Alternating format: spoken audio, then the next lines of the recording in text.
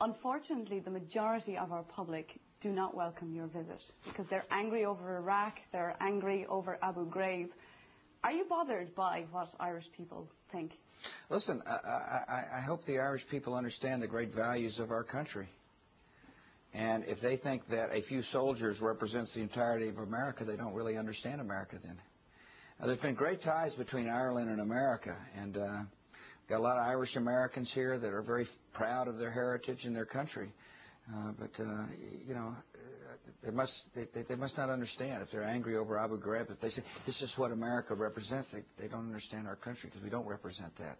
We're a compassionate country. We're a strong country. We'll defend ourselves, but we help people, and we've helped the Irish, and we'll continue to do so. We've got a good relationship with Ireland. And they're angry over Iraq as well, and particularly the continuing death toll there. Well, I can understand that. People don't like war, but what they should be angry about is the fact that there was a brutal dictator there that had destroyed lives and put them in mass graves and had torture rooms. Listen, I wish they could have seen the 7 men that came to see me in the Oval Office. They had their right hands cut off by Saddam Hussein because the currency had devalued when he was the leader. See? And guess what happened?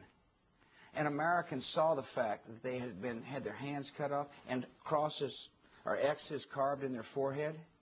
And he flew them to America, and they came to my office with a new hand, grateful for the generosity of America and with Saddam Hussein's brutality in their mind. Now, look, Saddam Hussein had used weapons of mass destruction against his own people, against the neighborhood.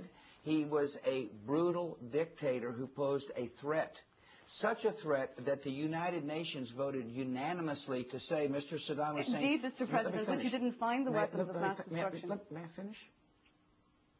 He said, the United Nations said, disarm or face serious consequences. That's what the United Nations said. And guess what? He didn't disarm. He didn't disclose his arms.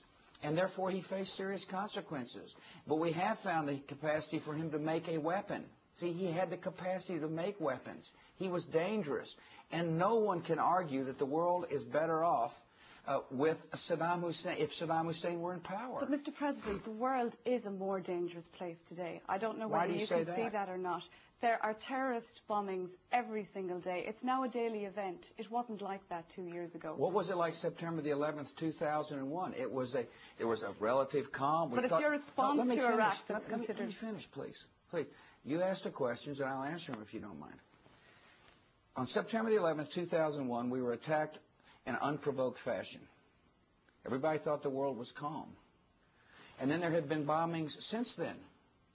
Not because of my response to Iraq. There were bombings in Madrid. There were bombings in Istanbul. There were bombings in Bali. There were killings in Pakistan. Indeed, Mr. President, and I think Irish people understand that, but I think there is a feeling that the world has become a more dangerous place because you have taken the focus off Al-Qaeda and diverted into Iraq. Do you not see that the world is a more dangerous place? I saw 4 of your soldiers lying dead on the television the other day. A picture of 4 soldiers just lying there without their flak jackets. Listen, nobody cares more about the death than I do. Is there a point at which... Let me finish, please. Let me finish, and then you can follow up if you don't mind. Nobody cares more about the deaths than I do. I care about it a lot.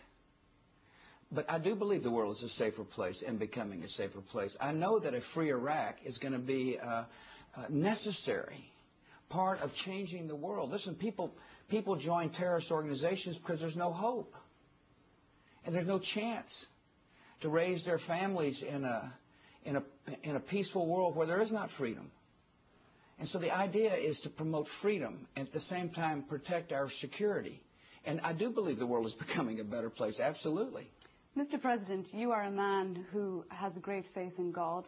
I've heard you say many times that you strive to serve somebody greater than yourself. Right. Do you believe that the hand of God is guiding you in this war on terror? I think that my relationship with God is a very personal relationship. And I turn to the good Lord for strength. And I turn to the good Lord for guidance. I turn to the good Lord for forgiveness. But the God I know is not one the God I know is one that promotes peace and freedom. And But I get great sustenance from my personal relationship. That doesn't make me think I'm a better person than you are, by the way. Because one of the great admonitions in the good book is, don't try to take a speck out of your eye if I got a log in my own. You're going to meet Bertie Ahern when you arrive in Shannon Airport tomorrow. Yeah. I guess he went out on a limb for you, presumably because of the great friendship between our two countries. Can you look him in the eye when you get there and say, it will be worth it, it will work out? Absolutely. I wouldn't be doing this. I wouldn't have made the decisions I did if I didn't think the world would be better. Of course. But I'm not going to put people in harm's way or young if I didn't think the world would be better. Why is it now, that let me finish.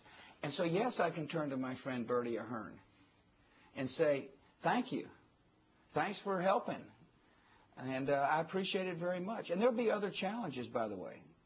Why is it that others don't understand what you're about?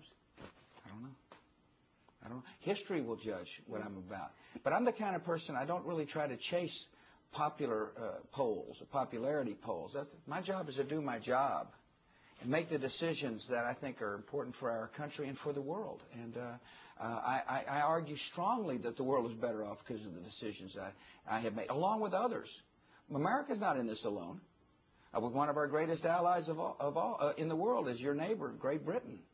Tony Blair's been a strong advocate for not only battling terrorists, but promoting freedom, for which I am grateful. Let me say one other thing about America that your viewers must know, is that not only are we working hard to promote security and peace, we're also working to eradicate famine and disease.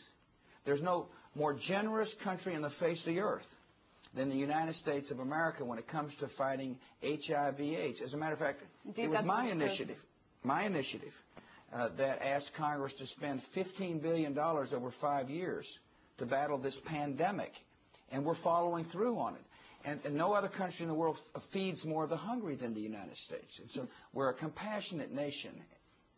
Mr. President, I know your time is tight. Can I move you on to Europe? Are you satisfied that you are getting enough help in Iraq from European countries? You have come together, you are more friendly now, but they're not really stepping up to the plate with help, are they?